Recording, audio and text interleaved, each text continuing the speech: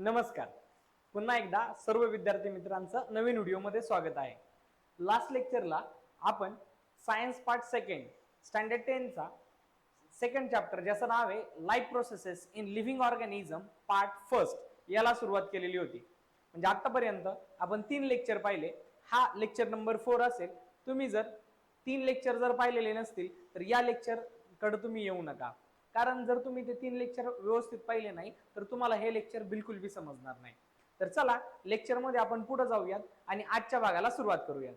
पहा, आजचा जो पार्ट आहे तो आहे आपला टाइप्स ऑफ एनर्जी, म्हणजेच काय, ऊर्जेचे प्रकार. टाइप्स ऑफ एनर्जी म्हणजे ऊर्जेचे प्रकार. तुम्हाला माहित असायला पाहिजे किंवा या आधीच्या व्हिडिओमध्ये पण आपण बोललोय की एनर्जी म्हणजे जी ऊर्जा आहे ती आपल्या शरीरासाठी किती आवश्यक आहे. आपल्या शरीरामध्ये जेवढ्या पण सिस्टीम काम करतात, जितक्या पण एक 4-5 सिस्टीमची नावं आपण सांगितली, digestive system, respiratory system, circulatory system, nervous system, excretory system, या सिस्टीमला काम करण्यासाठी आपल्या शरीरामध्ये एनर्जीची आवश्यकता असते, म्हणजे ऊर्जेची आवश्यकता असते. बरोबर आहे. तर आपल्याला ऊर्जा अन्नपदार्थांमधून मिळते, जसं कार्बोहायड्रेट्स, फॅट्स आणि प्रोटीन्स यांच्यापासून आपल्याला एनर्जी मिळते. बरोबर आहे.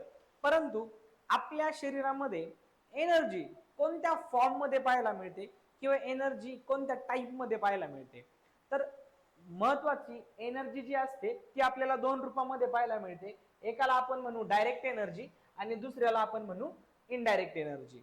डायरेक्ट एनर्जी मध्ये जर तुम्ही पाहिलं तर या ठिकाणी एटीपी, डायरेक्ट एनर्जी म्हणजे एटीपी. एटीपी हा शब्द आपण यापूर्वी पण 2-3 लेक्चर मध्ये पाहिलेला आहे की आपल्या शरीरामध्ये एनर्जी तयार होते आणि ती एनर्जी कोणत्या रूपामध्ये तयार होते, एटीपी रूपामध्ये तयार होते. आणि इनडायरेक्ट एनर्जी ज्याचा पण उल्लेख या आधी झालेला आहे, एफएडीएच2 आणि दुसरा म्हणजे एनएडीएच2 यांचा सुद्धा उल्लेख झालेला आहे. आता फक्त एक गोष्ट लक्षात घ्या की डायरेक्ट एनर्जी एटीपी ला का म्हणतात आणि इनडायरेक्ट एनर्जी एफएडीएच2 आणि एनएडीएच2 ला इनडायरेक्ट एनर्जी का म्हणतात. कारण एटीपी जी आहे, एटीपी रूपामध्ये जी एनर्जी असते ती शरीर डायरेक्ट खर्च करू शकतो. म्हणजे एटीपीच्या मदतीने डायरेक्ट, म्हणजे एटीपीचा वापर ऊर्जेसाठी डायरेक्ट केला जातो, म्हणजे शरीर याचा वापर करू शकतो. परंतु एफएडीएच2 आणि एनएडीएच2 च्या रूपामध्ये जी एनर्जी असते, जी ऊर्जा असते, ती शरीर डायरेक्ट खर्च करू शकत नाही. येते लक्षात. जसं की आपल्याला माहित असायला पाहिजे की एटीपी ला आपण energy currency of the cell असं म्हणतो. म्हणजे सेलची जी एनर्जी करन्सी ती काय आहे, एटीपी. आता करन्सी बद्दल जर बोलत असू तर एक गोष्ट लक्षात घ्या, तुम्हाला हे माहिती आहे की आपण जेव्हा दुकानामध्ये जातो आणि एखादी वस्तू खरेदी करायची म्हणलं तर आपल्याला रुपया हीच करन्सी चालवावा लागते. बरोबर आहे. म्हणजे आपल्याकडे जी करन्सी आहे ती रुपये. तर एखादी गोष्ट खरेदी करत असताना आपण रुपयाची नोट देतो किंवा ऑनलाईन ट्रान्झॅक्शन करतो. बरोबर आहे. म्हणजे रुपया चालतो मार्केटमध्ये, तो चालतो, म्हणजे ती करन्सी आहे. परंतु त्याच ठिकाणी जर मी चेक लिहून दिला दुकानदाराला की 20 रुपयाचा हा चेक आहे, 30 रुपयाचा चेक आहे, तर तो चालत नाही. येते लक्षात. म्हणजे ती इनडायरेक्ट करन्सी झाली किंवा ती इनडायरेक्ट एनर्जी झाली. डायरेक्ट त्याचा वापर करता येत नाही. त्याला काय करावं लागेल, त्या चेकला आपल्याला बँकमध्ये जाऊन विथड्रॉ करावं लागेल, म्हणजे चेकला जाऊन वटवावं लागेल आणि ते चेक मधून जे पण काही अमाऊंट असेल, पैसे असतील, ते विथड्रॉ करून आपण दुकानदाराला देऊ शकतो. येते लक्षात. त्याच प्रकारे या ठिकाणी डायरेक्ट एनर्जी आणि इनडायरेक्ट एनर्जी काम करत असते. जी डायरेक्ट एनर्जी असते एटीपीच्या रूपामध्ये, एटीपी आपलं शरीर डायरेक्ट यूज करू शकतं, परंतु एफएडीएच2 आणि एनएडीएच2 ला शरीर डायरेक्ट यूज करू शकत नाही. तर एफएडीएच2 आणि एनएडीएच2 ला जर शरीराला यूज करायचं असेल तर शरीराला एफएडीएच2 आणि एनएडीएच2 चं रूपांतर आधी कशामध्ये करावं लागतं, एटीपी मध्ये करावं लागतं आणि त्यानंतर जाऊन शरीर आपल्या या एनर्जीचा वापर करू शकतो. तर अशा प्रकारे हे टाइप्स ऑफ एनर्जी होती. आता यांचे फुल फॉर्म आणि काही छोटेसे गोष्टी पाहूयात. जसं की एक एफएडीएच2 म्हणजे एक एफएडीएच2 आपल्याला 2 एटीपी देतं आणि एक एनएडीएच2 आपल्याला 3 एटीपी देतं. येते लक्षात. हे मला वाटतं लास्ट लेक्चर मध्ये पण पाहिलं होतं की 1 एफएडीएच2 गिव्हज अस 2 एटीपी आणि 1 एनएडीएच2 गिव्हज अस 3 एटीपी. येते लक्षात. आता यांचे फुल फॉर्म वगैरे पाहूयात आपण पुढच्या स्लाइड मध्ये. आता पहा, या ठिकाणी आपल्या लक्षात येईल की एटीपी बद्दल माहिती दिलेली आहे. ATP means adenosine triphosphate. ATP म्हणजे काय, तर एटीपी म्हणजे ऍडिनोसिन ट्रायफॉस्फेट. आणि हा जो ऍडिनोसिन ट्रायफॉस्फेट आहे तो म्हणजेच काय, ऍडेनिन प्लस पेंटोज शुगर आणि प्लस 3 फॉस्फेट ग्रुप, म्हणजेच ऍडेनिन प्लस पेंटोस शुगर म्हणजे ऍडिनोझिन आणि ट्रायफॉस्फेट म्हणजे 3 फॉस्फेट ग्रुप. अशा प्रकारे आता पुढे सांगितलं की energy is derived by breaking the phosphate bond of ATP. म्हणजे एटीपी मधून एनर्जी कशी मिळवली जाते, तर त्याचा जो फॉस्फेट बॉन्ड आहे तो काय केला जातो, ब्रेक केला जातो आणि त्यामधून एनर्जी मिळवली जाते. आणि पुढं hence ATP is called as energy currency of the cell. हे खूप महत्वाचं आहे. एमसीक्यू ला प्रश्न विचारला जाऊ शकतो की dash dash is energy currency of the cell. तर energy currency of the cell कोणाला म्हणणार आपण, एटीपी ला म्हणणार. येतं लक्षात. पुढं आता पुढे पहा आपल्याला FADH2 चा फुल फॉर्म दिलेला आहे. FADH2 चा फुल फॉर्म काय पहा, FADH2 चा फुल फॉर्म आहे फ्लेविन ॲडेनिन डायन्यूक्लियोटाइड. सोपं आहे, फ्लेविन ॲडेनिन डायन्यूक्लियोटाइड. आणि एक FADH2 किती एटीपी मिळवून देतो आपल्याला, 2 एटीपी मिळवून देतो. त्याचबरोबर NADH2 चा फुल फॉर्म दिलेला आहे पहा, निकोटीन अमाइड ॲडेनिन डायन्यूक्लियोटाइड. आणि एक NADH2 आपल्याला किती एटीपी देतो, 3 एटीपी देतो. याबद्दल बोललो आपण. बरं, तुमच्या आता जर तुम्ही कनेक्ट करू शकत असाल तर माझ्या मध्ये लेक्चर नंबर 2 मध्ये आपण विटॅमिन B2 पाहिला होता पहा. विटॅमिन B2 पाहिलेला, बरोबर आहे. विटॅमिन B2 म्हणजेच काय, रायबोफ्लेविन. विटॅमिन B2 म्हणजेच काय, रायबोफ्लेविन. आठवतंय. आणि अजून एक पाहिला होता विटॅमिन B3. विटॅमिन B3 आणि तो होता निकोटिनामाइड.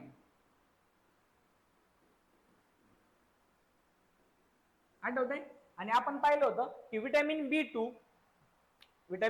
B2 हा इसेन्शियल असतो कोणासाठी, विटॅमिन B2 हा इसेन्शियल असतो म्हणजेच रायबोफ्लेविन हा गरजेचा असतो काय बनवण्यासाठी, FADH2 बनवण्यासाठी. त्यामध्ये जो फ्लेविन ॲडेनिन शब्द आहे ना, रायबोफ्लेविन वरून आलेला आहे. Flavin adenine dinucleotide. तर हा FADH2 बनवण्यासाठी, FADH2 ची निर्मिती करण्यासाठी विटॅमिन B2 इसेन्शियल असतो, गरजेचा असतो. म्हणजेच रायबोफ्लेविन गरजेचा असतो. आणि याच रायबोफ्लेविनवर रायबोफ्लेविन वरून हा फ्लेविन शब्द आलेला आहे. आणि विटॅमिन B3 म्हणजेच निकोटिनामाइड. आणि या निकोटिनामाइड वरूनच शब्द NADH2 ला काय आलेला आहे, निकोटीन अमाइड ॲडेनिन डायन्यूक्लियोटाइड. म्हणजे विटॅमिन B3 च्या मदतीने NADH2 ची निर्मिती केली जाते आणि विटॅमिन B2 च्या मदतीने FADH2 ची निर्मिती केली जाते. आणि अजून एक गोष्ट कॉमन बघा की या ठिकाणी B2 आहे, तर हे लक्षात ठेवण्यासाठी सोपं जाईल की 2 म्हणजे हा देतो 2 एटीपी आणि या ठिकाणी B3 आहे, तर हा 3 म्हणजे NADH2 देतो आपल्याला 3 एटीपी. अशा प्रकारे तुम्ही काय करू शकता की त्यांना सहसंबंध लावू शकता. तर इतकं सोपं होता हा टाइप्स ऑफ एनर्जीचा पार्ट. तर यानंतर म्हणजे याच्यामध्ये जास्त काही डिटेल मध्ये नाहीये, फक्त एवढाच भाग तुम्हाला पुस्तकामध्ये देऊन ठेवलेला आहे. आता यानंतर आपण सेल डिव्हिजन म्हणजे जो की महत्वाचा पार्ट आहे पुढचा, तो पाहणार आहोत. याच्या लक्षात, सेल डिव्हिजन. आता सेल डिव्हिजन म्हणजे काय, तर पेशी विभाजन. सेल डिव्हिजन म्हणजे काय, पेशी विभाजन. ठीक आहे. आता पॉइंट मध्ये पुढे जात असताना थोडस याच्याबद्दल आपण बोलूयात. पहा, लहान असताना आपण बेबी असतो, खूप जास्त म्हणजे आपण लहान असताना बेबी असतो, बरोबर आहे. हळूहळू या बेबीची काय व्हायला लागते, ग्रोथ व्हायला लागते. आपण 3 महिन्याचे असताना, 4 महिन्याचे असताना पहा, त्यावेळी आपल्याला म्हणजे चालता येत नसतं, आपण त्यावेळी रांगत असतो. आणि हळूहळू म्हणजे ते जे बाळ आहे ते हळूहळू आपल्या 2 पायांवर काय करायला लागतं, चालायला शिकतं. आधी तोल सांभाळत चालायला शिकतं, नंतर जेव्हा चालायला त्याला व्यवस्थित येतं तर तो काय करायला लागतो, म्हणजे बॅलन्स मध्ये जेव्हा चालायला येतं त्याला, तेव्हा तो पळायला लागतो. त्यानंतर त्याची ग्रोथ व्हायला लागते, हळूहळू त्याची ग्रोथ व्हायला लागते, त्याच्या शरीरामध्ये वाढ होते, त्याच्या बौद्धिक विकास म्हणजे त्याचा बौद्धिक विकास होतो, बुद्धीमध्ये वाढ होते, त्याचे विचार करण्याच्या कौशल्यांमध्ये वाढ होते. तर या सगळ्या गोष्टींमध्ये वाढ होत असते. म्हणजे हा जो बेबी आहे तो ग्रो होत असतो. आणि हा ग्रो होत असताना तुमच्या लक्षात येईल याच्या शरीराची वाढ होते, त्याचबरोबर याच्या बुद्धीची वाढ होते. आणि ही वाढ होण्यामागचं सगळ्यात महत्वाचं रिझन म्हणजे काय, सेल डिव्हिजन. कारण एका सेलचे 2 सेल होणं, हा सेल आहे सपोज, या एका सेलचे 2 सेल होणं म्हणजे यामुळे होतं काय, आणि पुन्हा या एका सेलचे पुन्हा 2 सेल. आणि या गोष्टीमुळे आपल्याला पाहायला मिळतं की शरीराची काय व्हायला लागते, वाढ व्हायला लागते. म्हणजे एकाचे 2, 2चे 4, 4चे 8, 16, 32, 64 अशा प्रकारे सेल जेव्हा डिवाइड होत चालतात तसं तसं त्या व्यक्तीचा किंवा त्या बेबीची ग्रोथ व्हायला लागते, त्याच्या शरीरामध्ये वाढ होते, त्याच्या बुद्धीमध्ये वाढ होते. तर सेल डिव्हिजन खूप महत्वाचा पार्ट आहे ग्रोथ साठी. त्याचबरोबर सेल डिव्हिजन अजून एका गोष्टीसाठी महत्वाचा असतो, जसं की आपल्याला जर काही जर लागलं, आपण पडलो आणि आपल्या जर हाताला पायाला जर कुठल्याही ठिकाणी जर जखम झाली तर ती जखम सुद्धा भरून निघते, कारण त्या ठिकाणी असलेले जे सेल्स आहेत ते काय करायला लागतात, डिवाइड होतात, एकाचे दोन, दोनाचे चार, चाराचे आठ, अशा प्रकारे ते स्वतःला डिवाइड करत चालतात आणि या कारणामुळे त्यांच्या डिव्हिजनमुळे तो जो पॅच लागलेला पॅच तो सुद्धा काय होतो, भरून निघतो. म्हणजे सेल डिव्हिजन आपल्या शरीरामध्ये खूप महत्वाची एक प्रोसेस आहे, येते लक्षात. मग आपल्याला सेल डिव्हिजन बद्दल थोडस डिटेल मध्ये पाहिजे. आता आपण पाहिलं की सेल डिव्हिजन का महत्वाची आहे. सेल डिव्हिजन महत्वाच्या दोन भागासाठी आहे. एक म्हणजे त्या चाइल्डची किंवा आपली ग्रोथ होण्यासाठी सेल डिव्हिजन खूप जास्त महत्वाची आहे. त्याचबरोबर जर आपल्याला जखम झाली तर ती भरून काढण्यासाठी सुद्धा सेल डिव्हिजन महत्वाची आहे. आपली ग्रोथ आणि डेव्हलपमेंट पूर्णपणे या सेल डिव्हिजन वर डिपेंड आहे. तर चला या सेल डिव्हिजन बद्दल थोडस डिटेल मध्ये पाहूया. पहा, सेल डिव्हिजनचे दोन प्रकार आहेत. सेल डिव्हिजनचे किती प्रकार आहेत, दोन प्रकार आहेत, टाइप्स ऑफ सेल डिव्हिजन. एक आहे मायटोसिस, एक तुम्ही पाहू शकता मायटोसिस आहे, आणि दुसरा एक आहे मियोसिस.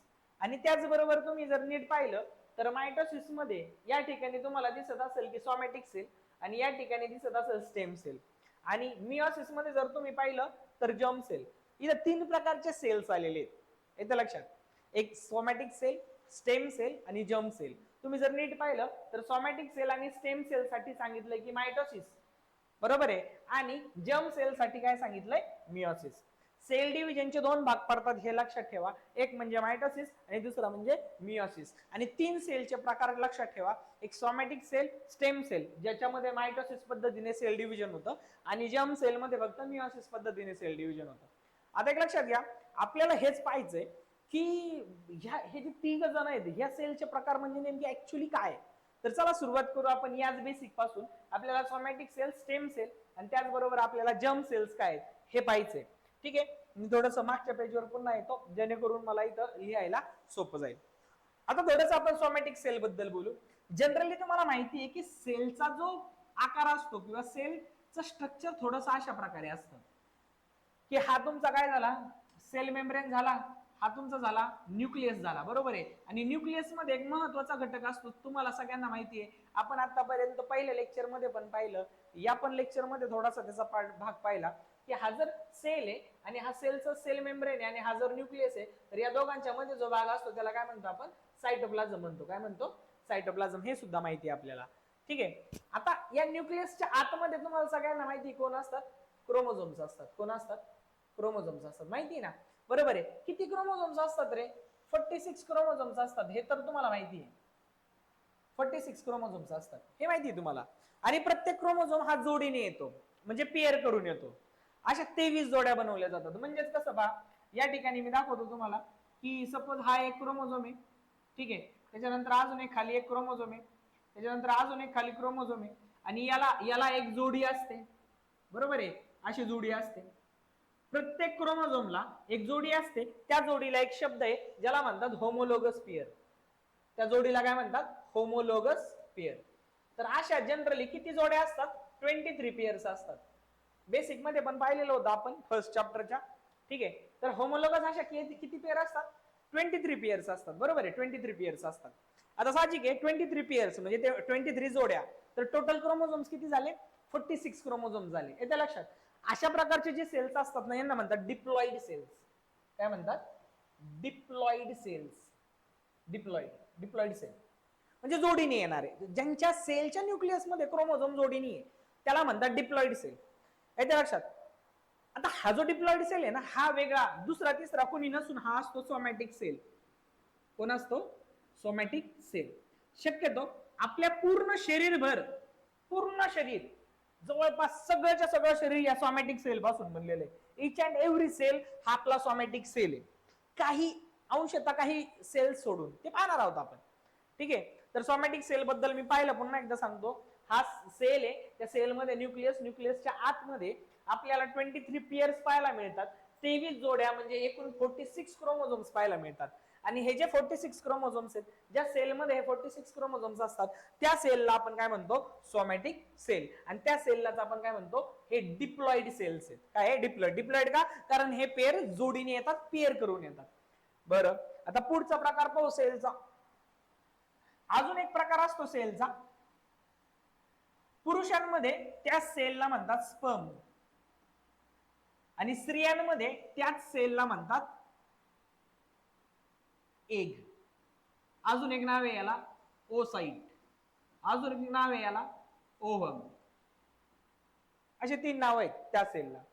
ठीक आहे. आणि याच्यामध्ये पण न्यूक्लियस आहे. आता या स्पर्म मध्ये आहे ना, हा एक सेल आहे, या स्पर्म मध्ये सुद्धा क्रोमोझोम असतात. पण इथं काय असतं माहिती का, या ठिकाणी क्रोमोझोम्स फक्त 23च असतात, 46 नसतात. म्हणजे याची जी होमोलोगस पेअर असते ना समोरची, याची समोर एक होमोलोगस पेअर असते ना, ती प्रत्येकामध्ये ऍबसेंट असते. म्हणजे इथं फक्त आहे ना 23 क्रोमोझोम्स प्रेझेंट असतात, फक्त 23 जोड्या नाही बरं का, फक्त 23 क्रोमोझोम्स असतात. 1 2 3 4 असे 23 क्रोमोझोम्स असतात. पेअर नसते याला, याला पेअर नसते. जसं स्पर्म मध्ये असतं ना, तसंच एग मध्ये असतं. स्त्रियांमध्ये जो एग असतो, वुमन मध्ये आपण म्हणू त्याला, वुमन मध्ये जो सेल असतो त्याला आपण एग म्हणतो, ओसाइट म्हणतो, ओव्हम म्हणतो. आणि पुरुषांमध्ये मेल मध्ये जो सेल असतो हा त्याला स्पर्म म्हणतो. आणि या स्पर्म मध्ये 23 क्रोमोझोम्स असतात अशा प्रकारचे. सेम वुमन मध्ये पण असंच असतं, याच्यामध्ये 23 क्रोमोझोम असतात, फक्त 23 क्रोमोझोम्स असतात. यांना जोडी नसते, 46 क्रोमोझोम्स नसतात, हे 23 क्रोमोझोम्स असतात. येते लक्षात. म्हणून अशा प्रकारच्या सेलला आहे ना हॅप्लॉइड सेल म्हणतात. काय म्हणतात? Haploid cell. हे असतात हॅप्लॉइड सेल. हॅप्लॉइड म्हणजे सिंगल, जोडी नसते याला, होमोलोगस पेअर ऍबसेंट असते याच्यामध्ये. याच्यामध्ये होमोलोगस पेअर नसते, याला म्हणतात हॅप्लॉइड सेल. आणि हे जे हॅप्लॉइड सेल आहेत हे 23 स्पर्म मध्ये असतात आणि 23 वुमन मध्ये असतात, सॉरी एग मध्ये असतात. वुमन मध्ये असणारे एक सेल मध्ये आणि 23 स्पर्म मध्ये, जो की जो पुरुषांमधला सेल आहे. हे असं का? कारण जेव्हा रिप्रोडक्शन होत असतं, 3ऱ्या चॅप्टर मध्ये आपण पाहणार आहोत याला डिटेल मध्ये, जेव्हा रिप्रोडक्शन होतं ना तेव्हा हे 2 सेल काय करतात, एकत्र येतात आणि एकत्र येऊन पुरुषाचे 23 क्रोमोझोम आणि स्त्रीचे 23 क्रोमोझोम, याच्या 23 क्रोमोझोमला यांच्या 23 क्रोमोझोम काय बनवतात, जोड्या बनवतात. म्हणजे इकडचा हावाला क्रोमोझोम येणार आणि याला जोडी स्त्रीच्या एका क्रोमोझोमची, म्हणजे इथं होमोलोगस पेअर तयार होणार. अशा किती जोड्या तयार होणार, असे ते 23 आणि हे 23 किती झाले, 46 क्रोमोझोम. आणि 46 क्रोमोझोम म्हणजे यांच्या जोड्या 23 जोड्या तयार होतात. म्हणजे 50% मेलचे क्रोमोझोम येणार, 50% फिमेलचे क्रोमोझोम येणार. असे 23 क्रोमोझोम आणि 23 क्रोमोझोम होऊन हे काय बनवतात, 46 क्रोमोझोम. आणि पुन्हा एकदा हा काय बनतो पहा, हा बनतो सोमॅटिक सेल. हा काय बनतो, सोमॅटिक सेल. याला ऍक्च्युअली झायगोट म्हणतात. हा सोमॅटिक सेल बनतो. आणि हा जो सोमॅटिक सेल असतो ना, हा आपल्या सोमॅटिक सेल सारखा असतो. 46 क्रोमोझोम्स बनतात, 46 क्रोमोझोम. आणि हा हॅप्लॉइड, हॅप्लॉइड हा पण हॅप्लॉइड, हा पण हॅप्लॉइड. आणि हॅप्लॉइड हॅप्लॉइड पासून काय बनला, डिप्लॉइड बनला. समजतंय? आणि या सगळ्या या वाल्या सेलला ज्याच्यामध्ये फक्त 23 क्रोमोझोम्स असतात, 46 नसतात, 23 क्रोमोझोम्स असतात, यांना आपण म्हणतो जर्म सेल. यांना काय म्हणतो, जर्म सेल. मग जर्म सेल 2 प्रकारचे. पुरुषांमध्ये जर्म सेल म्हणजे स्पर्म आणि स्त्रियांमध्ये जर्म सेल म्हणजे एक, त्याचं नाव ओहम, अजून एक नाव ओसाइट. क्लिअर आहे?